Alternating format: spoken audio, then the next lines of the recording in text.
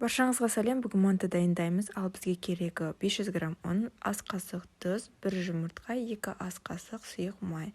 Осылай жылы сумен араластырып, нанымызды илейміз. Илеген соң жақсылап тұрып мыжып аламыз.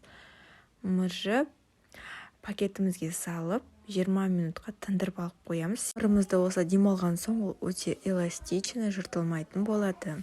Ал начинкасына мен сәбіз, картоп, жуа салдым. Жуаны молына салыңыздар, қыздар. Ет, тұз, бұрыш, сұйық май қостым. Шамалы су қосып, осылай араластырып дайындап қойдым. Мантыны 3 түрлі фасон сіздерге дайындадым. Видеодан көруіңізге болады.